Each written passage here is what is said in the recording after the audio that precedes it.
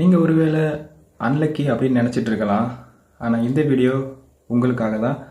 So பாருங்கள், ஒருத்தர் blessing பெற்றுக்கொள்ளணும் அப்படின்னா 2 விஷயம் செய்யணும். ஒன்று ஹார்ட் ஒர்க், 2வது காட்ஸ் கிரேஸ். கடினமான உழைப்பும் வேணும், ஆண்டவருடைய சித்தம் அல்லது ஆண்டவருடைய கிருபை வேணும் அப்படின்னு சொல்லலாம். ஸோ அதுதான் லக்குன்னு எல்லோரும் சொல்லுவாங்க. ஸோ எல்லாருக்கும் ஒரு டேன் இருக்கும். ஸோ அதனால் நீங்கள் அன்லக்கி அப்படின்னு நீங்கள் எதை வைத்தும் டிசைட் பண்ண வேண்டாம்.